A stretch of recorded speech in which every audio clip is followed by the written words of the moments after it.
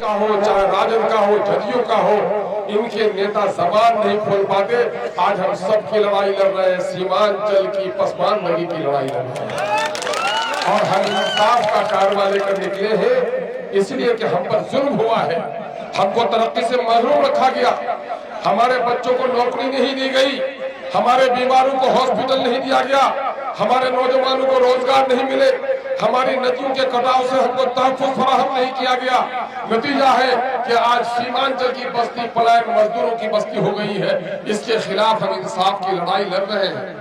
आज हमारे आलिमों की दाढ़ियां नोची जा रही है, टोपियां उछाली जा रही है, खानकाहों पे ताले लग रहे हैं, कब्रिस्तानों पर पाबंदी हो रही है, बेटियों के बुर्के बेनकाब किए जा रहे हैं। हम इन जालिमों के खिलाफ इंसाफ की लड़ाई के लिए उठे। इंसाफ चाहिए कि नहीं चाहिए आपको? देखो, दिल्ली और पट्टे में बैठी हुई सरकारों ने हमसे टैक्स लिया, हमारी नदियों पे पुल नहीं बनाए, ये शहरों में फ्लाई ओवर भी बनाते हैं, जमीन के नीचे भी पुल बनाते हैं, टनल बनाते हैं, लेकिन ये जालिम हमारे खून और पसीने की गाड़ी कमाई का टैक्स लेकर हमको वाजिब हिस्सा नहीं देते। उनके खिलाफ लड़ाई लड़ना है कि नहीं लड़ना है? जो लोग अपने आप को सेकुलर कहते हैं, सरकार बनाते हैं, माई समीकरण की बात करते हैं, 3% मल्ला को हिस्सा है, जगह है, 4% कोयली कुर्मी को जगह है, जगह मिलनी चाहिए।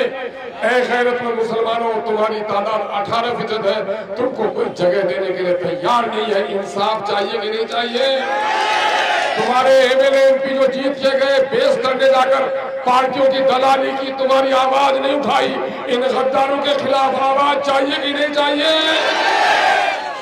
हमने और आपने सब लोगों ने कोशिश की थी, मेरी माओं ने रोजे रखे थे, बेटियों ने रोजे रखे थे, चकरिया नौजवान अपना काम छोड़ के आया था, तब रुकनुद्दीन को जिताया था ना?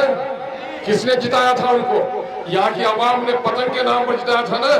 सीमांचल के इंसाफ के नाम पर जिताया था ना? बैरिस्टर असदुद्दीन के सिपाही के नाम पर जिताया था ना? आज हमारी पार्टी में है वो नहीं है।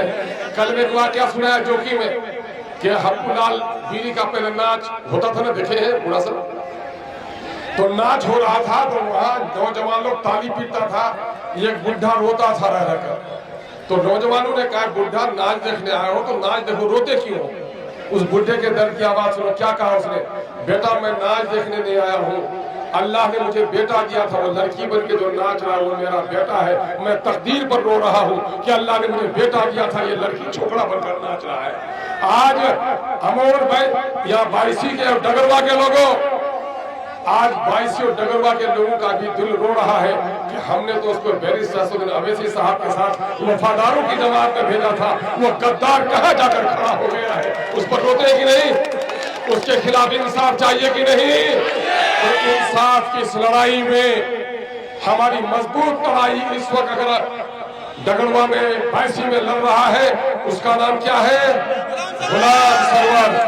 देखो मुसलमानों, सुन लो, हम दलितों की बात करते हैं, हम ये खुदा पर यकीन रखते हैं, हिंदू और मुसलमानों को नफरत नहीं करते, लेकिन बदकिस्मती ये है कि इस मुल्क में जब फिरका परस्तों की तलवार उठती है, नहीं पूछती है कि बरेली हो कि देवबंदी हो, हनफी हो कि साफी हो, कुलैया हो कि तुम सुरजापुरी हो, शेख हो कि सैयद हो, खुदा के वास्ते दुश्मन की तलवार उठती है तो कलमे की नाम पर तो एक समझती है, अपने कलमे के तहफ़्फ़ुज़ के लिए अपनी कौम में इत्तेहाद पैदा करो। ये नहीं, वो कुलैया का नेता नहीं, सुरजापुरी का नेता नहीं, बल्कि डगरवा और बाईसी के मजलूमों का नेता बनेगा।